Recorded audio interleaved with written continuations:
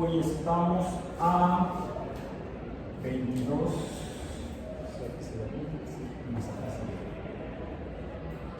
El 22 de agosto de 2023 en Introducción al Pensamiento Crítico basado en ciencia.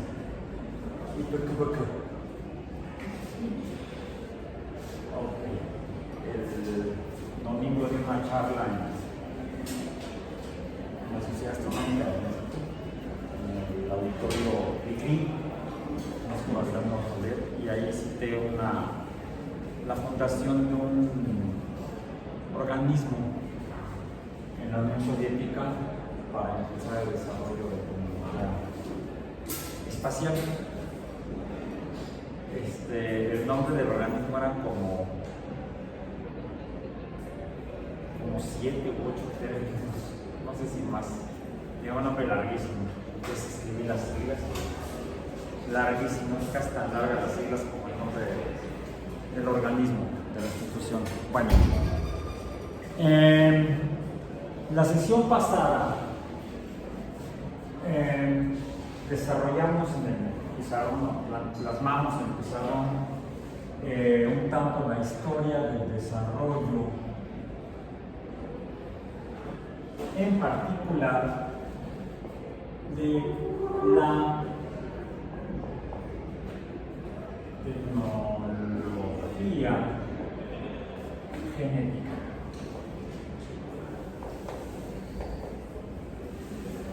Podríamos decir que la biotecnología es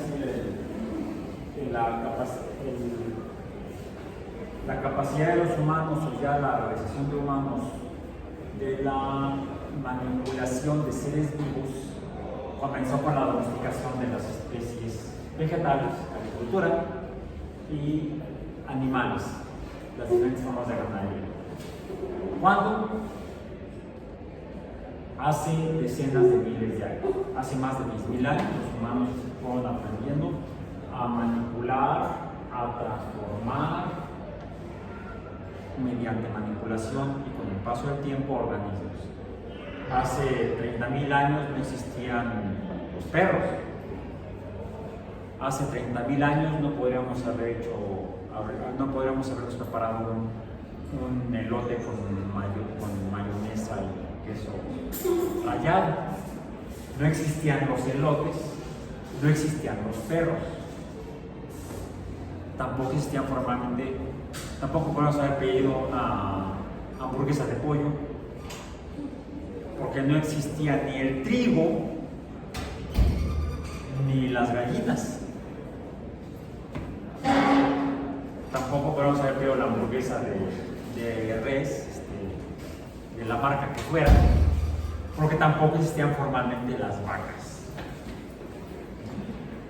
Estas las inventamos los humanos, las inventamos o las empezamos a hacer a partir de animales silvestres.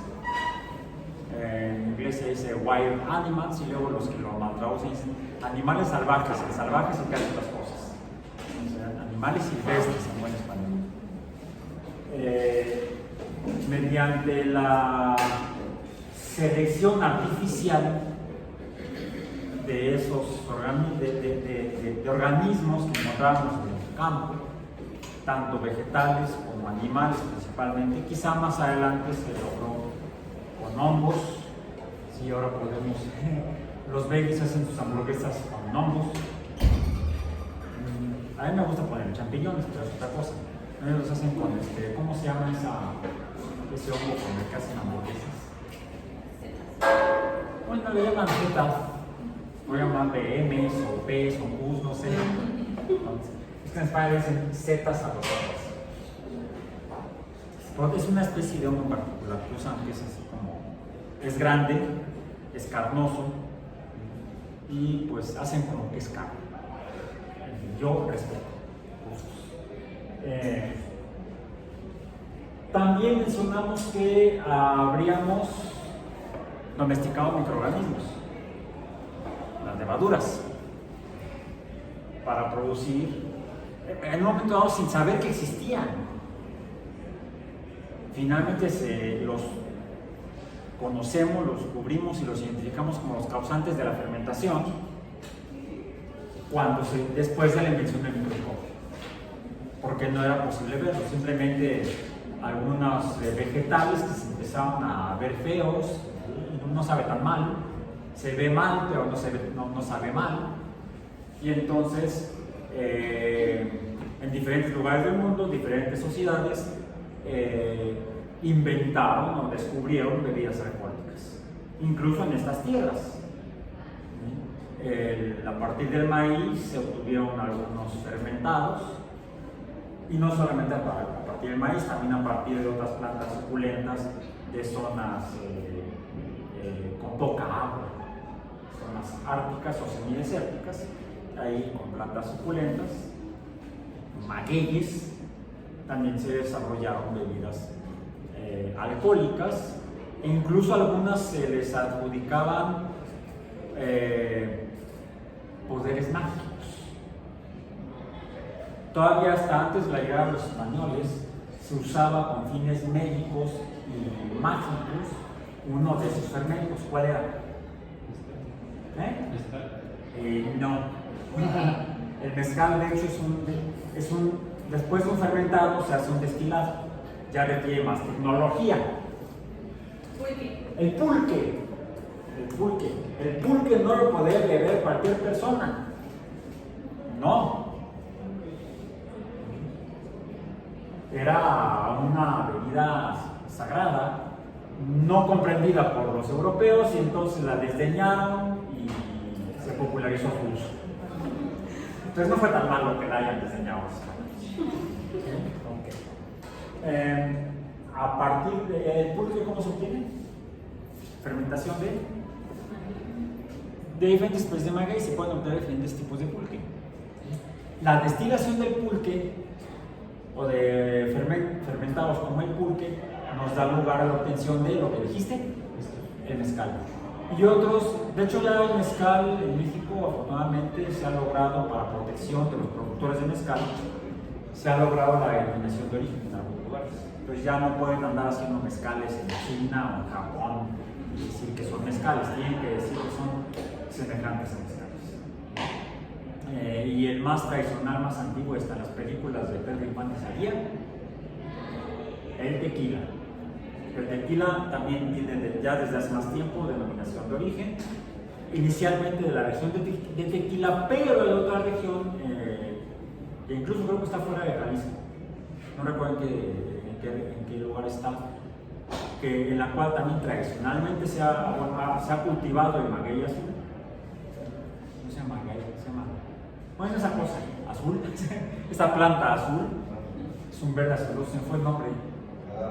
El agave es el nombre correcto, el agave azul, a partir del cual se debe obtener el tequila. Si no es agave azul, no es tequila. No acepta imitaciones. Y menos se dice que si fue en China o en Japón, eso es todo copia.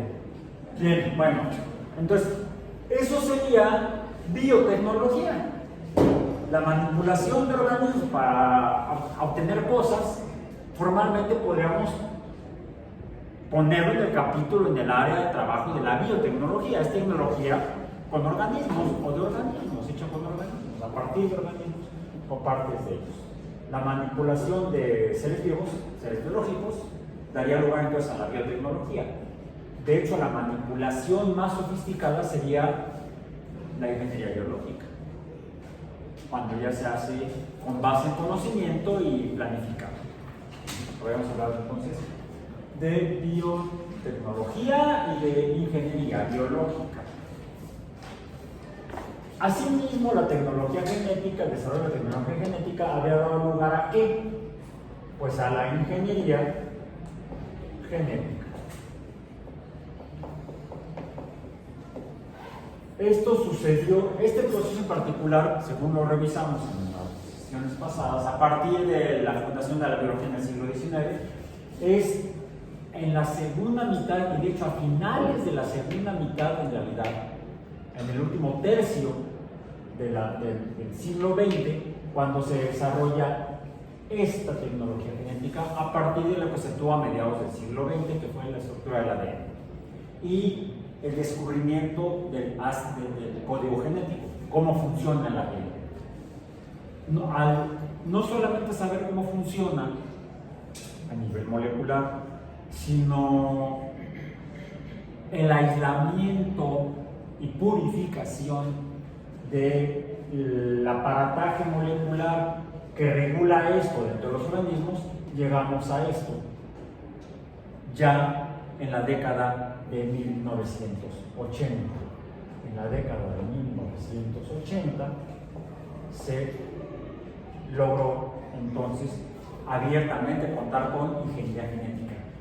E incluso, por eso me permití en la sesión anterior leer un fragmento de la introducción de El Parque Jurásico de Michael Crichton, donde plantea Michael Crichton el uso de la ingeniería genética para... Entonces, Michael Crichton, vamos a ponerlo así para recordarlo bien, vamos a ponerlo con rojo. ¿En qué año fue? Dijimos 1977. ¿Alguien lo anotó? Ahora anotar qué libro. Y si no, googleenlo rápidamente. Si no lo anotaron. Entonces fue Michael Crichton en 1970 y algo fue. O sea, en la fundación formalmente de la ingeniería genética. ¿De qué año esta novela? ¿Saben? Ya tiene más de 50 años. No, sí, 50 años. Menos, en realidad menos. Porque no es de 1970, es de finales de los 70. ¿Qué año? ¿Quién dice yo? ¿Quién dice primero? ¿Qué año? ¿La novela? Sí, la novela. 90. Ah, sí, 90. Sí, 190. Me equivoqué. ¿90 y qué fue? Aquí dice que el 20 de noviembre de 1990. ¿Por qué dije 70? No. En la década del 70 fue cuando se descubrieron las enzimas. Las enzimas endonucleasa, las enzimas de restricción, etc. Entonces, sí, cierto, fue en 1990, 20 años después. En realidad, menos de 20 años después, porque fue alrededor de 73 más o menos cuando se hizo el descubrimiento. El aislamiento de las primeras enzimas reguladoras del proceso genético. Entonces, en 1990, Michael Crichton publica, vamos a poner en español, en inglés lo ponemos. En inglés.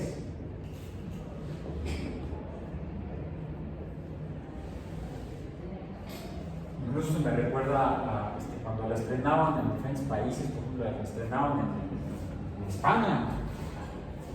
Y decía, por ahí hay un paturro, pues que he ido al cine y he visto una película que se llama Tu culo está estacionado.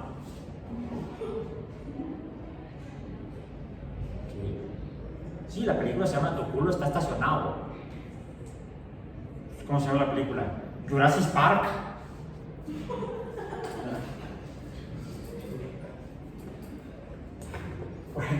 Ok. En 1990 se publica la novela. Michael Crichton, ¿por qué escribió eso? De hecho, sí leí lo que venía en la solapa. Michael Crichton era PhD, doctor en filosofía. En realidad no era PhD, era MD. Era médico, pero se especializó en bioquímica. Su doctorado lo hizo en medicina bioquímica. Entonces era bioquímico. Michael Crichton sabía de lo que escribía. De hecho, no fue la única novela en el contexto de las ciencias biológicas que escribió. La misma de... ¿Cómo se llama la del gorila? No, King Kong, no. Revisen ya encuentras la bibliografía de Crichton, la bibliografía de Crichton. Es un... ¿Cómo se llama la novela? trata precisamente de aspectos biológicos. Una anterior que fue muy exitosa fue La amenaza de Andrómeda. La amenaza de Andrómeda trata de la aparente llegada de organismos extraterrestres, de microorganismos extraterrestres, de alguna forma microscópica de extraterrestre a la Tierra. Que, como siempre ya saben, ¿no? Caen en algún lugar, en un pueblito de los Estados Unidos y causan un desorden. ¿Bien? Esa novela de La amenaza de Andrómeda también es de Michael Crichton, también se hizo la película. Dirigió una película, escribió, produjo y dirigió una película en el campo de la medicina que se llamó Coma, una película de ciencia ficción y suspenso de corte pues, cuasi policial en el ámbito de la medicina, que se llamó Coma. Entonces, Crichton abordó a través de la escritura de novelas las temáticas del orden de las ciencias biológicas y médicas. Bueno, como bioquímico entendía lo que estaba sucediendo a lo largo del último tercio del siglo pasado, del siglo XX. Y él ya vislumbró, comprendió el potencial de la tecnología genética y de la ingeniería genética en la manipulación de los ácidos nucleicos, el A, el N principalmente. Y es el argumento central de la novela, que luego se ve adaptada a la televisión, al cine, una película para cine. Es coproducida por Michael Crichton y Steven Spielberg. Michael Crichton participó en la producción de la película de Parque Jurásico. Entonces está bastante apegada al argumento de la novela y al sustento científico que le da soporte a la historia, al tema central de la novela. ¿Cuál es? Ustedes, si no han leído la novela, aunque ya la puse a su alcance, supongo yo que siguieron la película, me dijo que si la habían visto y habían visto incluso las últimas, ¿no? ¿De qué trata en particular la película original de Parque Jurásico? Y de hecho, ya en pantalla hay una serie de escenas que a mí me impresionaron cuando la vi originalmente en el cine, por lo bien sustentado científicamente, además de lo cinematográficamente bien logrado al presentar esa información científica. Cuando después de llegar a la isla, donde está el parque, un supuesto parque de diversiones, ya después hay unos diálogos interesantes en la película, los llevan a las instalaciones centrales del parque de diversiones. ¿Y qué es lo que les muestran ahí? ¿Se acuerdan? ¿Mande? El videíto de la de... Incluso yo lo calificaría como una presentación de divulgación de la ciencia, de qué es y cómo es y cómo funciona el ADN. Ese dibujito en el que está hablando el ADN, hola, soy el ADN, algo así dice. Incluso en la versión, ¿la vieron en inglés o en español? O las dos. Las dos están bastante bien presentados los diálogos. Por supuesto, la primera son los diálogos en el guión, no necesariamente en la novela. El guión, les digo, creo que lo escribió Crichton, o lo coescribió Crichton. Y el doblaje en español en México estuvo muy bien. No sé en España. No lo he visto en español de España. Castellano, y me gustó mucho. Como ese segmento inicial donde lo suben al carrito y les presentan la película, y luego se bajan del carrito. Si haces eso en un parque de diversiones, te sacan, te agarran y vas para afuera. No hay, no. Finalmente se levantan, finalmente se quitan el seguro y se meten a los laboratorios. Y lo que presenta en los laboratorios es bastante real, salvo los dinosaurios. Salvo los dinosaurios, lo que presentan ahí de instrumentación es real de la época. Está bastante bien producida. ¿Sí? No son como otras películas de ciencia ficción que he visto que luego se ve que no sabían ni lo que estaban presentando, ¿no? Por ejemplo, hay una escena y un diálogo en Alien. ¿Sí la vieron? Alien. Cuando está en la nave y ya está el astronauta que se le pegó la cosa esa en la cara y está en el servicio médico y empiezan a cortar para tratar de quitárselo y sale ahí y atraviesa con varios niveles de la nave. No sé de dónde sale la gravedad en esa nave. Es un problema siempre en el cine o en la televisión de presentar viajes espaciales donde se supone que no habría gravedad, salvo que se logra como en 2001. Ahí sí hay un cómo se hizo en el 2001 mucho más realista. Alien en el sentido científico es un churrasco. En el sentido de suspenso es un buen thriller, es un muy buen thriller, Alien. Pero en términos de crítica basada en ciencia, hacia el cine es pésima. Te tiene en la butaca, así en el filo de la butaca por el suspenso, es un thriller, pero la ciencia ficción es chafísima. Y los diálogos peor. Cuando se escurre eso y va a favor de un campo gravitacional que no sé dónde sale, llega uno de los personajes centrales y dice: ácido molecular. Pues, ¿qué esperabas? ¿Que fuera monoatómico? Bueno, ok. Sí, a mis hijas no les gusta que vaya a ver cine con ellos. Ay, papá, ya cállate. Les digo, llegó el momento del destructor de ilusiones. Pensamiento crítico. Ok, bueno, entonces, Parque Jurásico está muy bien hecho, está muy bien sustentada en ciencia. Pues que sería un científico. Sí, malaria, ¿no? También esa de la última que hicieron sobre un viaje a un hoyo negro, siempre se me olvida el nombre, de Nolan, Interstellar también.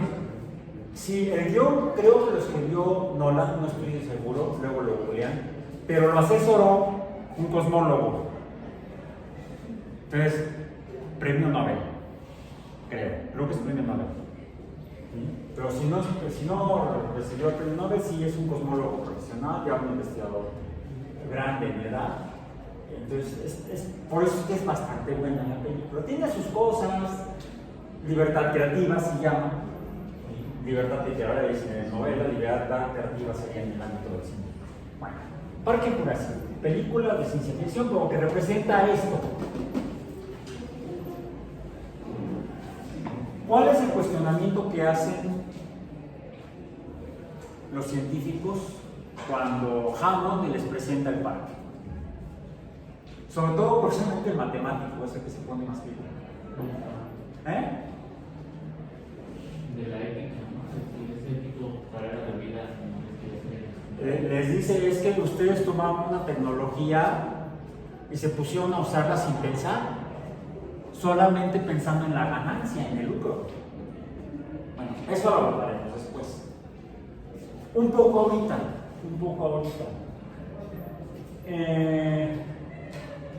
¿Por qué llegamos a esto?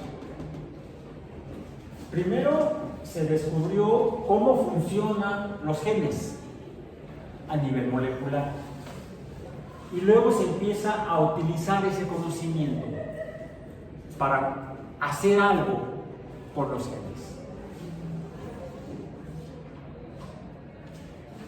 En el transcurso de la década del 70 al 80, cuando se desarrolla esta tecnología, de hecho se plantea en el ámbito de la bioquímica, del medio profesional de la bioquímica, de la comunidad investigadora de la bioquímica, y de hecho empieza a separarse de la bioquímica como tal, del estudio químico de la vida, que es la bioquímica, el estudio de los componentes químicos de la vida, que es la bioquímica, que sirve desde que se desarrolla a finales del siglo XIX para la creación de una nueva tecnología, la tecnología farmacéutica, basada en bioquímica, ya no solamente en medicina tradicional, porque se hacía.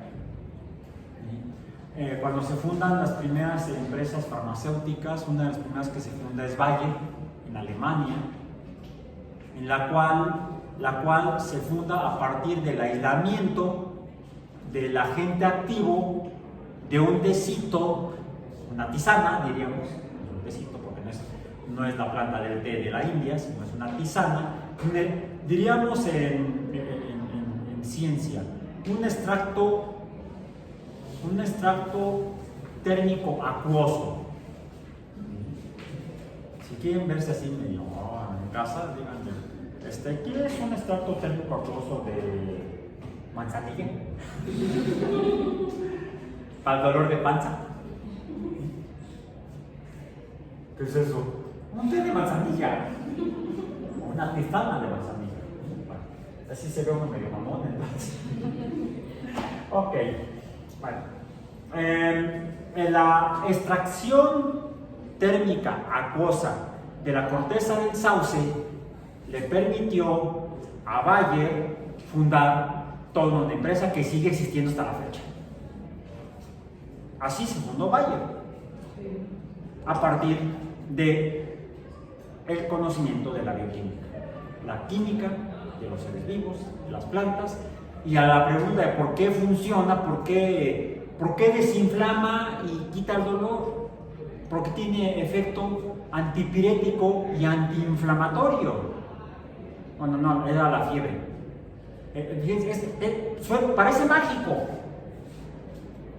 Y quizá por eso de ahí viene de la medicina tradicional, de los médicos brujos de la antigüedad, porque parecía brujería.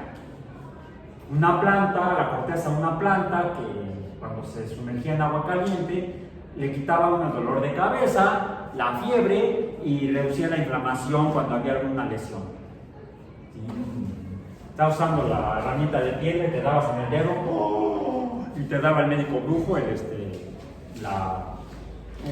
la infusión aquella, y además bailaba alrededor de eso. Entonces pensabas que se te quitaba el dolor y se desinflamaba por el baile, no era por el extracto, por la infusión.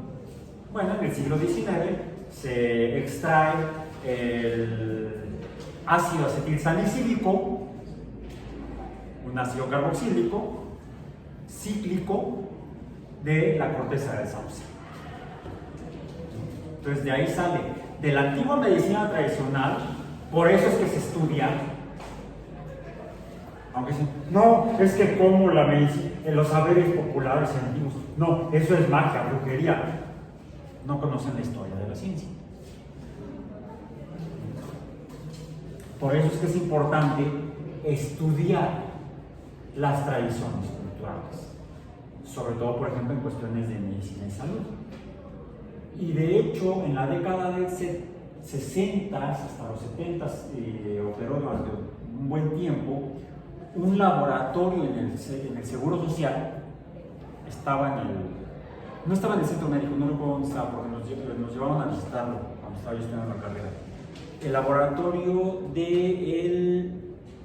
era una especie como de centro de estudios de medicina tradicional, dependiente del Instituto Mexicano de Seguro Social, donde trabajaban médicos, químicos, farmacólogos, biólogos, antropólogos, etnólogos y sociólogos, que iban a los pueblos más recónditos del país a entrevistarse con los médicos y médicas brujas del lugar, a preguntarles cómo trataban las enfermedades de la comunidad. tomaban la información, las acompañaban a hacer a la obtención de las plantas, hongos y todo lo que trabajaban en esos lugares, se los traían al laboratorio y reproducían en laboratorio controlado desde el cómo se preparaba lo que se le iba a terminar dando a la persona. Incluso si tenía que ser una noche de luna llena mirando hacia el poniente, así lo hacían en el laboratorio. Eso sí, la infusión la pasaban por el cromatógrafo, por la electroforesis, lo sometían a espectroscopía ultravioleta, infrarroja y visible para la obtención de las sustancias que salen de ese producto natural. Algunos eran plantas, otros eran hongos, otros eran animales. Y luego probaban en laboratorio, en animales de laboratorio, cada una de las fracciones químicas obtenidas en el proceso del uso de la ciencia occidental. No, simplemente ciencia. Son herramientas de la ciencia. Todo esto es el aparataje, el andamiaje de la medicina como se construye en muchos lugares del mundo en la segunda mitad del siglo XX, incluso promovida por la Organización Mundial de la Salud.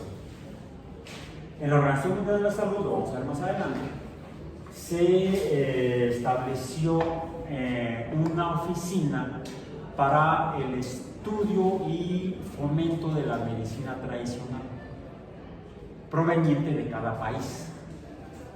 Sí, la pandemia de COVID sacudió a esa oficina y se tuvo que revisar y reformar, porque la pandemia demostró que algunas prácticas que se realizaban en algunos países donde había un uso muy intenso e intensivo de prácticas de llamadas medicinas tradicionales, tuvieron consecuencias graves en el desarrollo de las epidemias locales y llevó entonces incluso a gobiernos nacionales por solicitud de la comunidad médica clínica,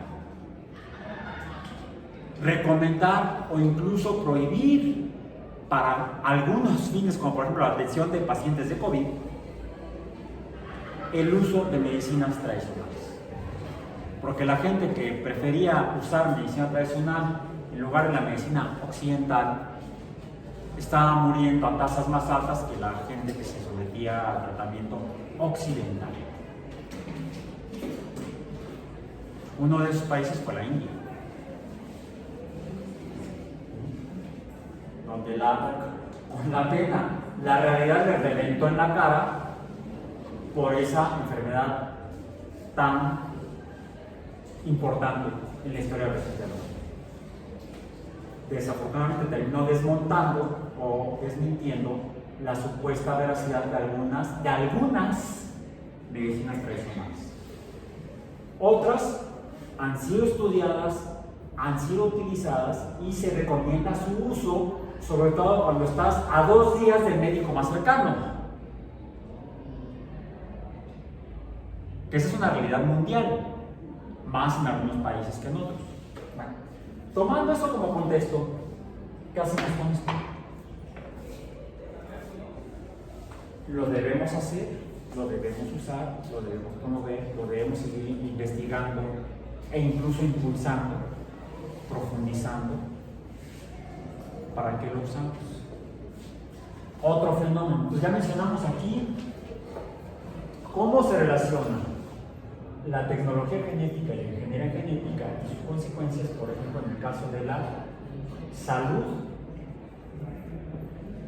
y medicina.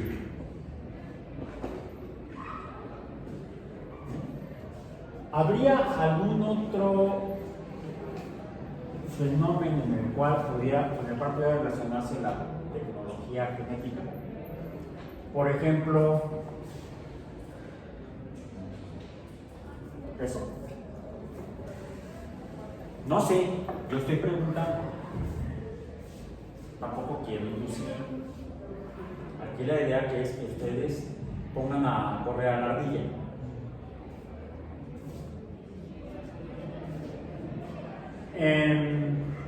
¿Qué podemos poner aquí? ¿Cuál? Alimentación. Se ha discutido mucho. La industria alimenticia o la industria de alimentos últimamente ha sido señalada a raíz de la pandemia de COVID, dado que en grupos poblacionales, un grupo poblacional que se vio más afectado en casos de gravedad y de muerte durante la pandemia en diferentes países, más en algunos que en otros, fueron las que se reconocieron como comorbilidades, principalmente sobrepeso, obesidad y algunos padecimientos metabólicos que están íntimamente ligados a cuadros de obesidad y sobrepeso, como la diabetes. ¿Y te ibas a decir? De la ingeniería alimenticia salió que eran cancerígenas. ¿Dónde salió eso? ¿Qué era cancerígeno? La ingeniería alimenticia, o sea, los... No, es que, a ver, alimentos inicialmente desde un punto de vista biológico, alimentos cualquier nutriente. Y los nutrientes son fuentes de materia necesaria para el mantenimiento del metabolismo y el crecimiento y la reproducción. Y podemos remitirnos a lo más íntimo, profundo de los alimentos, que son los elementos químicos necesarios para poder mantener un ser vivo. ¿Cuáles son esos? Hay varios grupos. Los primeros serían los elementos esenciales. ¿Cuáles son esos? Los que no produce el cuerpo, ¿no? Que se Bueno, los elementos químicos. Los elementos químicos no los produce el cuerpo. No somos reactores nucleares de fusión. Esas son las estrellas. Son esos y algunos fenómenos astrofísicos son los únicos que producen elementos químicos. ¿Sí? ¿Cuáles son los elementos químicos esenciales? Efectivamente, carbono, hidrógeno, oxígeno, nitrógeno, algún elemento con E, y luego el azufre, y entonces quedan los chones. No, aquí ponemos fósforo, azufre, puntos suspensivos, sean los chomps. Por esto es que hay chomps. Son los nutrientes iniciales. La nutrición, el objetivo de la nutrición es proporcionar a los seres vivos estas cosas. Después, junto con estos esenciales mayoritarios, hay otros elementos químicos que se conocen también como esenciales. Estos serían los nutrientes. A nivel atómico, por supuesto. Por supuesto, no vamos por la vida comiendo, no sé, vas al súper, sí, es que tengo que ir allá a donde están los asadores. ¿Por qué? Es que necesito fuente de carbón. No estás comiendo el carbón vegetal que venden ahí, no. A lo mejor sí tienes problemas de gases. Pero se toma no como nutriente, sino como absorbente de gases. De hecho, se vende en las farmacias. Cuando hay gente que tiene problemas en el aparato digestivo y una producción excesiva de gases, pumba, contigo todos son gases. El médico le receta al paciente carbón vegetal activado de grado farmacéutico, no que vaya a comerse el carbón que quedó de la última carne asada, no, eso no lo hagan. No lo hagan en casa, ni en ningún lado. Luego están los secundarios, que serían los secundarios también esenciales, que son algunos elementos, que estos son no metales, todos estos son no metales. Algunos que siguen son metales. ¿Cuáles? Todavía no es tan abundante. Los más abundantes son alcalinos. Potasio, sodio, principalmente, son los responsables del potencial de membrana. Y entonces la energía que mueve a las células para la síntesis de ATP. 3 de estos y algunos de estos. Es una ribosa, debe tener 5 carbonos, es una pentosa. Entonces, con carbonos, oxígenos, hidrógenos y fósforos hacemos el ATP. Pero para que se biosintetice dentro de las células, necesitamos hidrógeno, potasio y sodio. Es más, para poder transformar una vez, para poder utilizar la energía de ATP, necesitamos entonces sodio y potasio, porque es el ATP cuando se rompe el que empuja el sodio y el potasio contra el gradiente químico a través de las membranas celulares y mantiene la célula viva. Cuando a una célula se le expansurra el potasio y el sodio, siendo el potasio más concentrado en el interior celular, el sodio menos concentrado en el interior celular, esa diferencia de concentración o gradiente químico o electroquímico del potasio se genera por la hidrólisis de ATP en la ATP hidrolasa de sodio y potasio. Se sintetiza en la ATP sintetasa de protones en las mitocondrias, en nosotros, y en los cloroplastos, en los organismos verdes grandotes, y en la membrana bacteriana, en las bacterias. Así es como se sintetiza el ATP, para ser usado para generar los gradientes electroquímicos de sodio y potasio. Entonces, los elementos más abundantes en los organismos, desde una bacteria hasta la ballena azul, que es el más grandote, son estos. Y después siguen algunos que están en menor concentración. Ahora sí, decían. Porque además, para que esto funcione, en el caso de nosotros, necesitamos la cadena respiratoria para sintetizar el ATP a nivel de mitocondria, la cual cuenta con, por ejemplo, con cobre. En las plantas, la fotosíntesis, ¿qué requiere?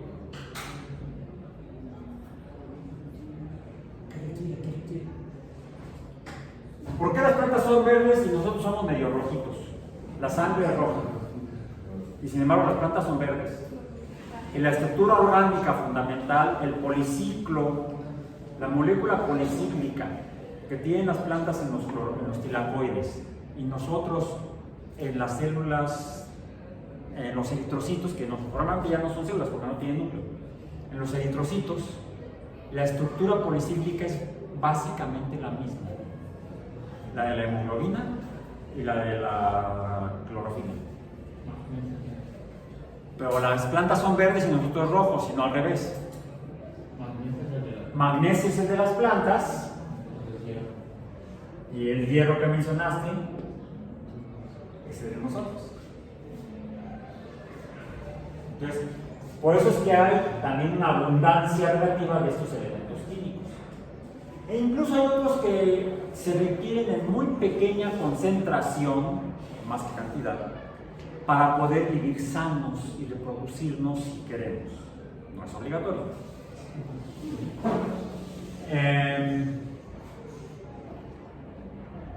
No vamos a morir si no tenemos esos nutrientes, pero a lo mejor tenemos problemas de salud. Se conocen como micronutrientes.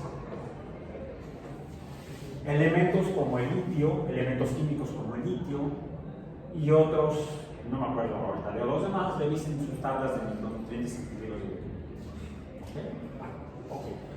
Esto, por ejemplo, uno muy importante, la gente se enferma si no lo consume y en México es muy común, por eso se le pone a la sal. Otro también bastante abundante aquí es el cloro, que viene con el sodio, y luego le ponen en la planta industrial de alimentos, le ponen yodo al cloro de sodio. ¿Por qué? Porque si no la gente enferma de la tiroides.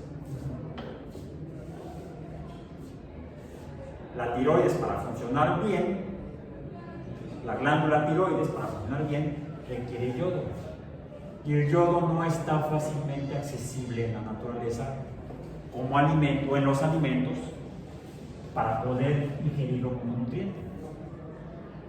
Cuando eso sucede, hay poblaciones en diferentes lugares del mundo donde su ingesta de yodo es difícil o escasa y entonces pueden llegar a presentar problemas en la glándula tiroides. Ojo, no la confundan con la glándula tragoides. Esa puede llegar en lugar a problemas de sobrepeso y obesidad. No. Bueno, ok. Entonces, esto lo usa la industria alimenticia para mejorar la calidad nutricional de alimentos. Y eso, ¿cómo lo calificarían si le tuvieran que hacer un juicio de valor a ese tipo de industria? Juicios de valor son bueno o malo, o indiferente.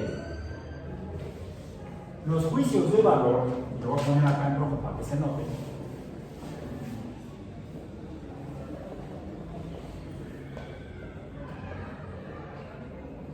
Porque además formalmente están fuera de esto. La ciencia no la hacemos en sentido estricto, o no la deberíamos hacer en sentido estricto, porque fuera buena o mala. Porque el objetivo, muchos filósofos de la ciencia, algunos científicos, dicen que el objetivo de la ciencia es conocer. Incluso algunos dicen por simple curiosidad. Hay un colega, él trabaja en la UNAM, bueno, es egresado de la UNAM, pero ha trabajado en la UNAM y por diferentes lugares. Él de hecho es periodista. Él dice que la ciencia se hace por pura curiosidad, para saber. Sabe muchísimo de ciencia y formalmente no tiene estudios superiores científicos, les digo, es periodista. Tiene licenciado en periodismo, tiene doctorado en comunicación y es divulgador de la ciencia. Buenísimo, buenísimo. Rolando Visita Tornero. Búsquenlo, está en redes. Bueno, Rolando dice que la ciencia se hace por pura curiosidad. Es decir, no hay un juicio de valor intrínseco.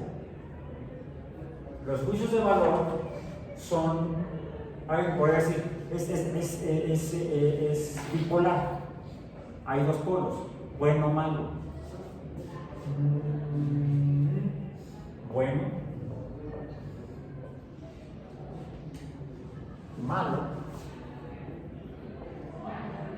¿Habría algún otro?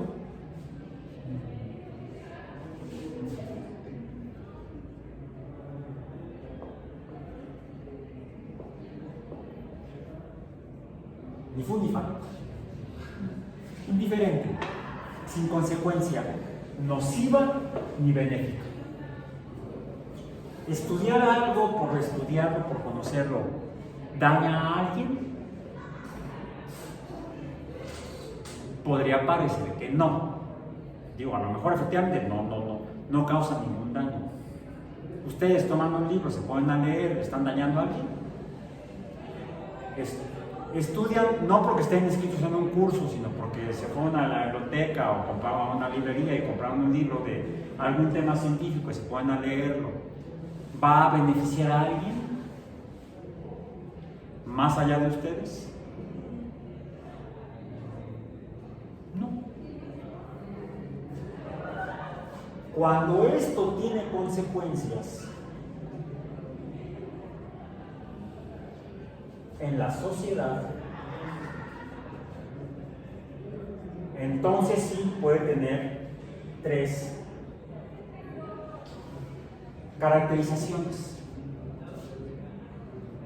Si beneficia a la sociedad, es moral. Si perjudica a la sociedad, es, díganme ustedes, inmoral. Pero si es ni fu ni fa, es amoral. Aquí el prefijo sí es importante. Esto está relacionado con efecto nocivo en la sociedad y está relacionado con efecto benéfico en la sociedad. Y este es el objeto de estudio de la ética.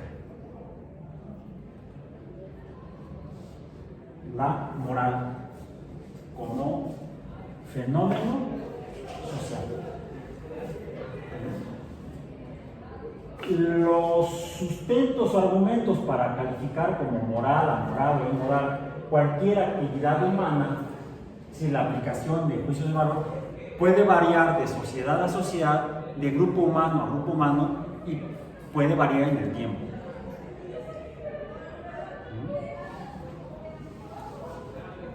Aquí lo que tendríamos que preguntarnos es si existe algún tipo de relación entre la ciencia y la ética. La ciencia y la ética. Bueno, para terminar, ¿habría algún otro además del alimenticio, de salud, medicina, entretenimiento? Traten de verlo como biólogos. El problema de esta comunidad dentro de la UAM es que esta comunidad de biólogos es poco biológica. En el sentido de que somos los biólogos o los profesionales de formación universitaria en biología, al menos en esta institución, que menos, sí, hay que reconocer, que menos sabe de biología. Por ejemplo, en su plan de estudios estudian la evolución biológica. ¿Llevan algún curso de evolución? ¿De origen de la vida? ¿De ecología? ¿A qué nivel? ¿Cuántos cursos llevan de ecología? O sea, una embarrada. ¿Sí? Así como las quesadillas que luego uno compra en algunos lugares. No, esa persona parece quesadilla porque nada más tiene una embarrada de sesos.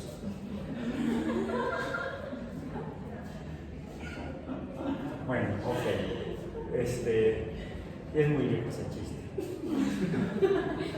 Es un chiste bumbo. Okay. Pero estamos abordando esto que es muy importante, quizá más importante que estudiar a profundidad otros campos muy importantes de la biología, de lo cual sus colegas de la licenciatura en biología o de hidrobiología, pues por su formación profesional, de acuerdo al plan de estudios, tendrán mayor información y mayor conocimiento. Eso no se preocupen, se puede mitigar esa deficiencia en formación profesional como biólogo. Ahí está la biblioteca. ¿Sí? Que es, por ejemplo, yo esto no lo estudié en la licenciatura, este curso no existía. Lo inventamos Carlos, Enrique y yo. Los tres decimos que quisiéramos haberlo estudiado, pero pues no. Entonces, ¿dónde lo aprendimos? Leyendo y preguntando. Bueno, eso es lo que tenemos que hacer. Estamos llegando a la primera mitad de nuestra sesión del día de hoy. Vamos a tratar de abreviar. Okay. Para eso tendremos que dar el siguiente paso que no lo hemos podido dar, quizá porque no se extiende hasta acá.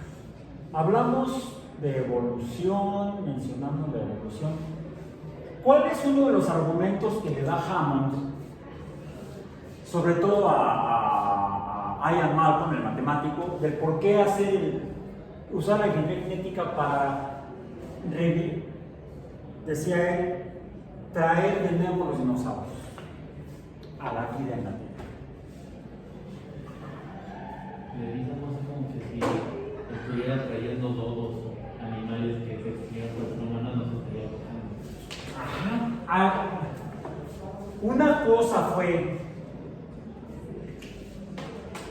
la extinción natural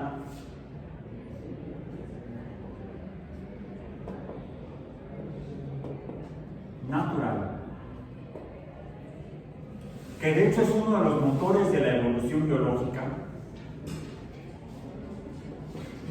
porque lo que hace la extinción es abrir nichos que estaban ocupados. Al eliminar organismos, poblaciones de nichos ecológicos específicos, abre la puerta a nuevas especies que exploten esos nichos. Por eso es que necesitamos estudiar ecología para ver esto. o lo que hayan llevado de ecología, aunque sea la embarrada, está bien. ¿Ok? Estamos entendiendo de qué estamos hablando. Bueno. Pero esto es extinción natural. Sucede, ha sido el motor de la evolución. Si no hubieran desaparecido los dinosaurios, no estaríamos aquí los humanos. Algunos dirían, pues a lo mejor sería mejor. Fue inmoral el asteroide que destruyó a los nuestros. ¿Por qué lo digo? ¿Qué pasó con el todo? Fueron extinciones, pero provocadas por el ser humano. Tenemos, y lo voy a poner con rojo para que se note, tenemos las extinciones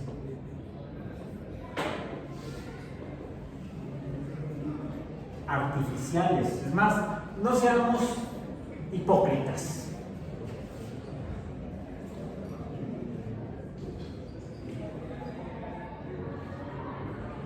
Antropogénicas. O sea, de origen humano. Originadas por el hombre. Y ahí dicen ustedes, sí, fueron ustedes, nosotras no. Ya saben a quién culpa. Además es cierto,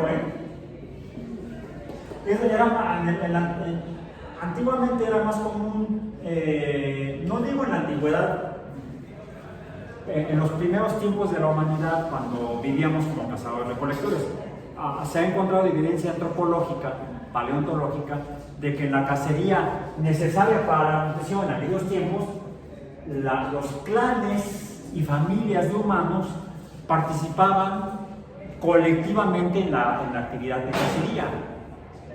Todavía, y qué bueno que están remodelando el zoológico el Museo de Historia Natural, porque todavía me recuerdo cuando no me he fijado ahorita en la sala de los orígenes del Museo de Antropología, porque había dioramas similares en antropología y en el Museo de Historia Natural de los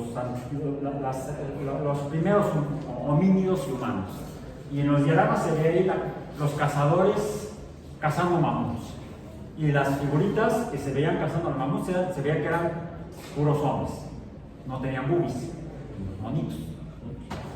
Entonces uno interpretaría que podrían ser hombres que están representados ahí.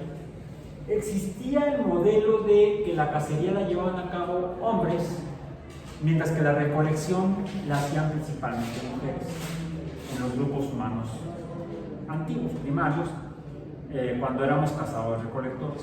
Bueno, la evidencia que se ha encontrado en los últimos años echa por tierra ese modelo, ese paradigma de la evolución social humana.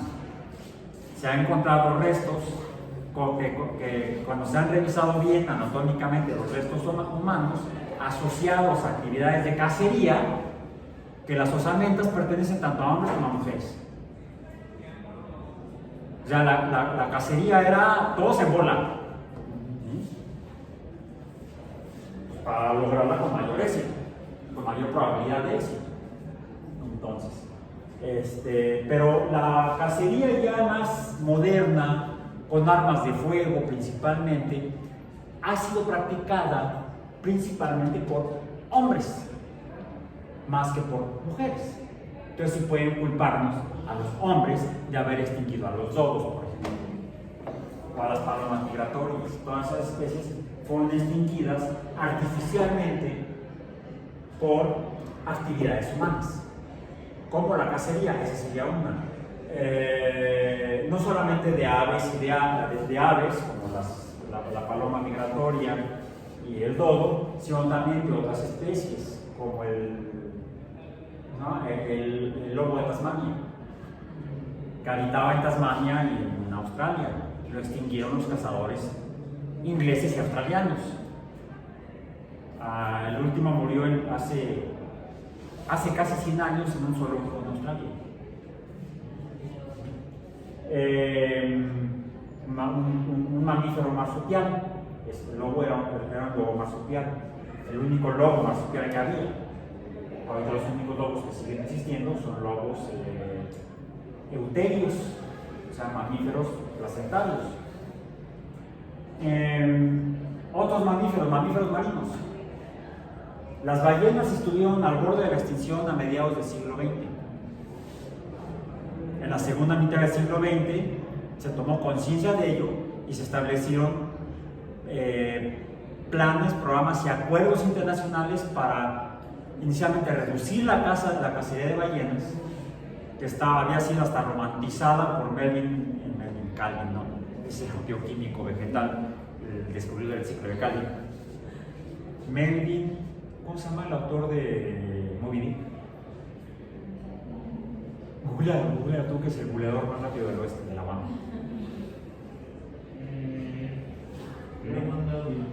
Herman Melvin el apellido. Herman Melvin, autor de Moby Dick, romantiza la cacería de ballenas. Sí, es cierto, eran otros tiempos tecnológicos, la tecnología era distinta, muy diferente a la del siglo XX, era más artesanal y era una actividad muy peligrosa. Había una alta tasa de mortalidad entre los balleneros. Bueno, con el desarrollo de la tecnología industrial en navíos en la segunda mitad del siglo XX, la cacería de ballenas se industrializó literalmente y llevó al borde de la extinción a varias especies de ballenas. Se tomó conciencia de ello, se formó una comisión ballenera internacional que limitó la cacería en los países principalmente activos en la cacería de ballenas: Noruega, Islandia, Canadá, Estados Unidos, la Unión Soviética, que existía la Unión Soviética, Japón. Eran los principales países activos en la cacería de ballenas. Bueno, poco a poco, y porque los principales productos que se obtenían de la cacería de ballenas, muy pocos para la industria alimenticia, la mayoría eran para la industria química u otras. Algunos materiales que se obtenían de las ballenas, que se usaban, por ejemplo, para hacer corsets para las damas elegantes. Para eso se usaba el esqueleto de las ballenas o el tejidos de ballenas. Realmente un uso, yo diría, inmoral, y no porque dañara a humanos, sino porque estaba dañando sin necesidad fundamental a otras especies de animales. Entonces ahí estamos haciendo uso de la ética para tomar decisiones críticas en materia de algunas actividades industriales, como la cacería de ballenas. Finalmente, en algunos países se fue abandonando porque incluso ya no les estaba tan redituable, porque muchas sustancias o materiales que se obtenían de las ballenas se empezaron a obtener a través de síntesis química en la industria química. Afortunadamente para las ballenas, la industria química les fue benéfica, el desarrollo de la industria química. Por ejemplo, en los Estados Unidos, en Canadá y en muchos países de Europa se empezaron a sintetizar materiales y productos que reemplazaban los materiales de origen obtenidos de las ballenas. Eso llevó a que la industria ballenera o la actividad ballenera en esos países ya no fuera redituable. Salía más caro ir a cazar ballenas que producir las sustancias artificiales. No así en otros países donde incluso alegaban que era por tradición cultural. Es parte de nuestra tradición cultural cazar ballenas. Les digo que los criterios éticos de moral a moral o inmoral pueden variar entre sociedades. Todavía hasta la fecha, en Japón siguen con actividades de cacería de ballenas y ya no apelan a que sea por necesidad industrial, a lo mejor sí, pero no lo dicen, no lo reconocen. Ya no apelan a la tradición cultural nacional, sino dicen que esa cacería es con fines científicos. Luego volveremos a abordar ese tipo de temas. ¿Qué podríamos hacer con la tecnología genética? Se ha planteado para el lobo de Tasmania.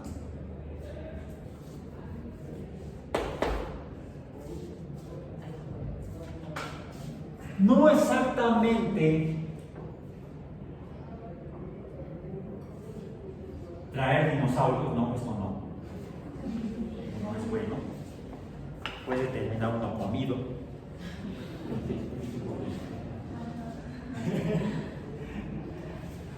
El otro día fui con mis hijas al zoológico, tenía mucho que no iban, gracias, gente, pero la ganas, ¿no?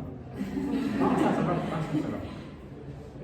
Y nos tocó ver cómo hay un área cerrada, no sabíamos qué había, no se veía, una área cerrada del zoológico, y de repente vemos a unos trabajadores llegar con una jaula, como una transportadora de perros, pero más grande, la habían cargado hacia ese lugar.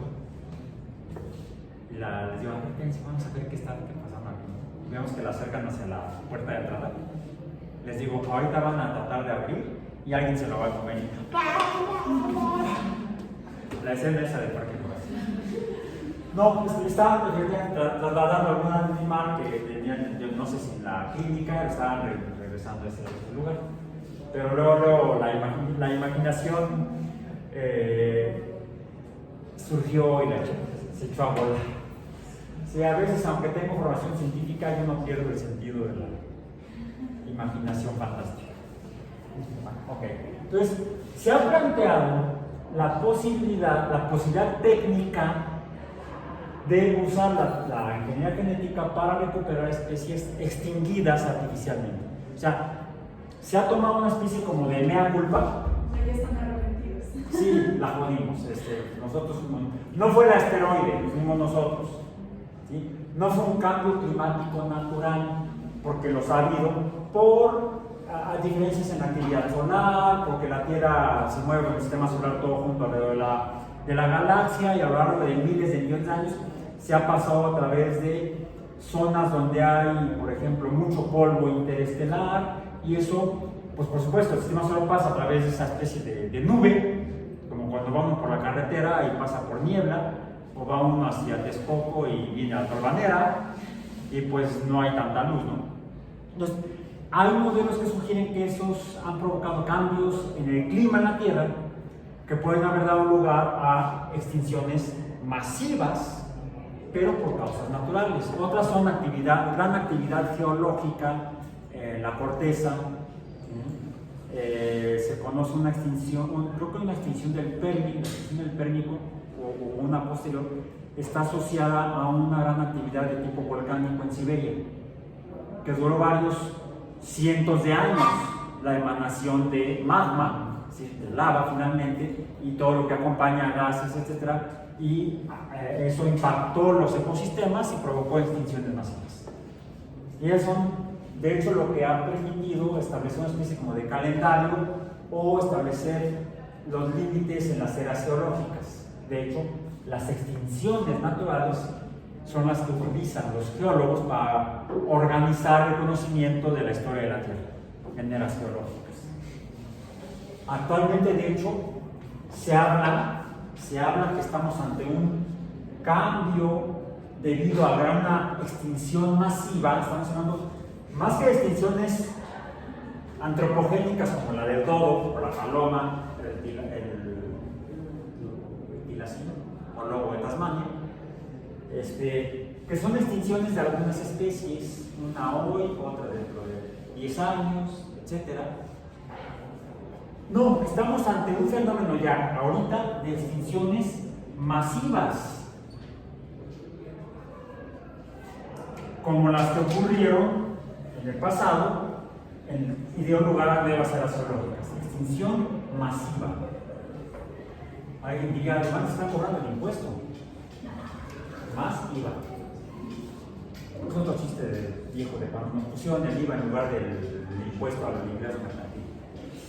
¿Okay? Bueno, entonces, estamos ante un fenómeno en el que las actividades humanas están provocando una extinción de gran número de especies en muy poco tiempo.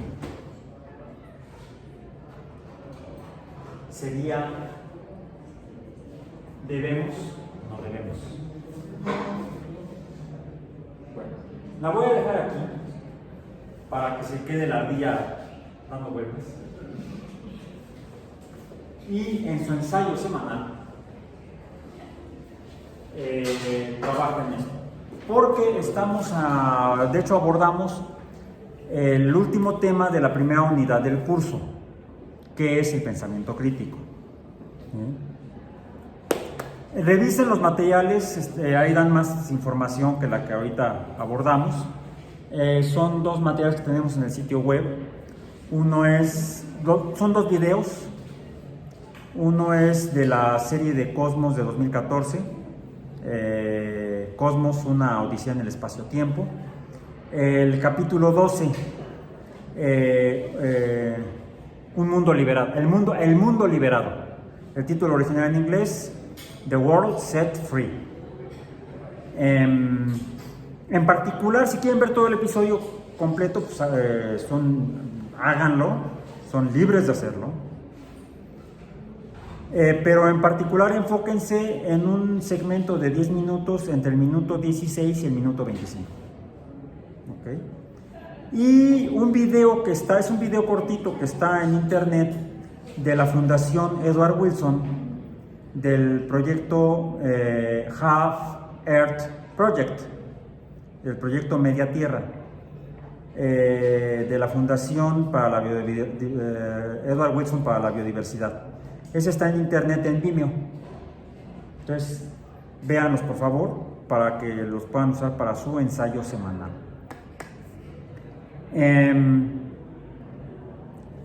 Y entonces terminamos hoy la primera parte del curso y vamos entonces a proceder a hacer la primera evaluación parcial.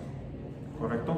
La voy a subir al sitio para que ahí la puedan leer. ¿Tenemos oyentes en el grupo? ¿Sí? Ok.